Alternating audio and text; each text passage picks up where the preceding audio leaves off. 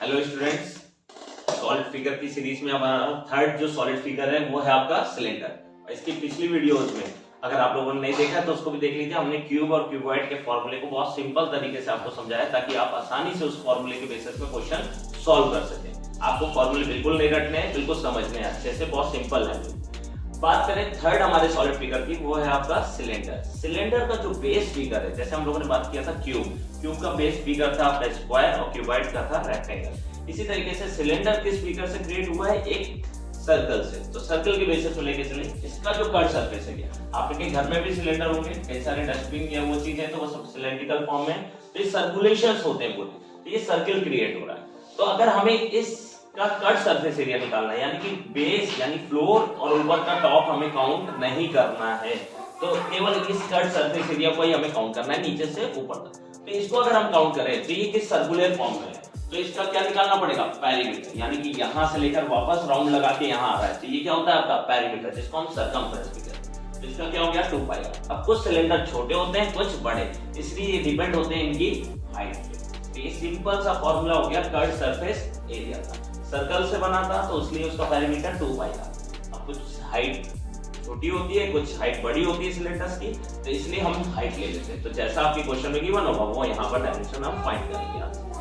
Main होता है। इसके बाद नेक्स्ट हम देखते हैं टोटल सरफेस एरिया। तो टोटल सरफेस एरिया जब ले रहे हैं तो आप जानते हो आपके कर्व तो आप काउंट करते ही हो, साथ में आपके टॉप को और बॉटम को, इन दोनों को आप काउंट करते हो।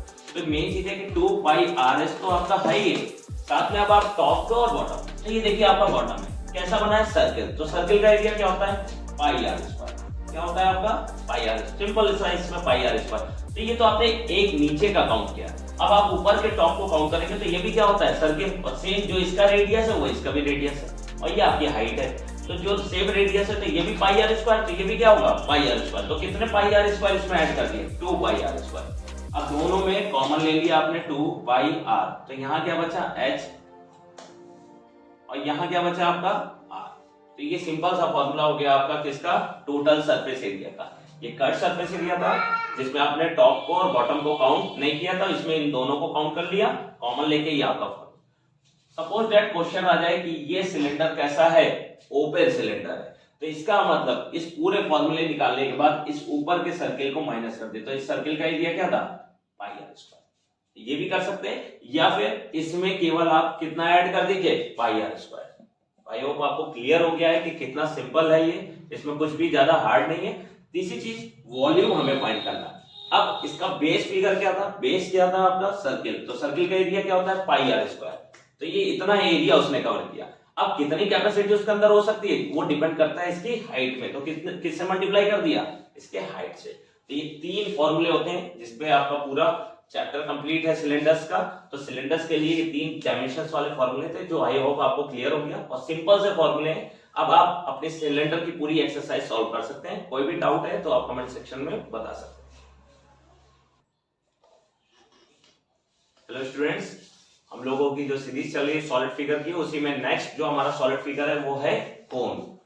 अब ये एक नया सिलेंडर भी आपने छोटी क्लास में पढ़ा है, क्यूब भी पढ़ा है, क्यूबॉइड भी पढ़ा है।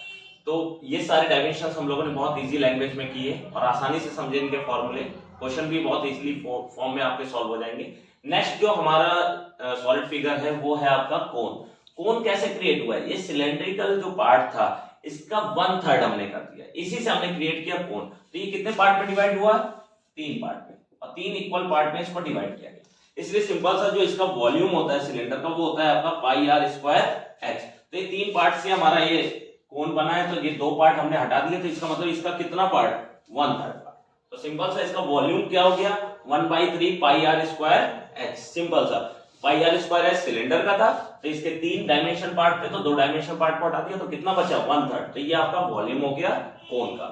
अब बात करें इसके कर्व सरफेस एरिया की, तो यहां पर क्या है? सिलेंडर में तो जो हाइट क्रिएट हो रही थी, पर यहां पर ये हाइट हाइपोटेनस फॉर्म में चल रहा है। राइट एंगल ट्रायंगल आपने पढ़ा है, ये हाइपोटेनस फॉर्म में है, तो इसी को हाइपोटेनस फॉर्म में यहां पर हम कोन में उसको क्या कहते हैं? Slant height.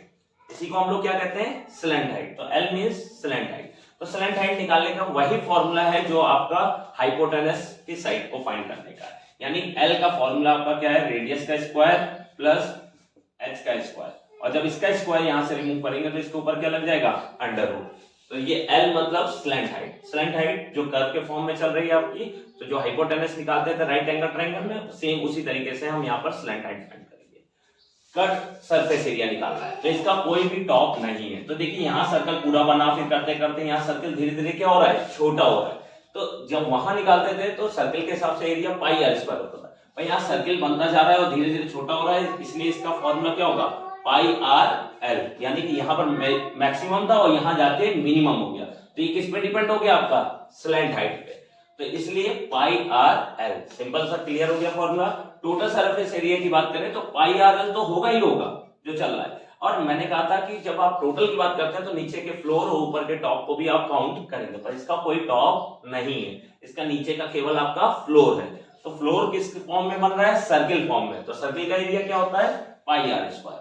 क्या होता है आपका, पाई आर स्क्वायर। तो दोनों से कॉमन क्या ले लिया, पाई आर, तो यहाँ बचा एल प्लस आर। ये सिंपल सा फॉर्मूला हो गया आपका टोटल सरफेस एरिया का। क्लियर हो गया।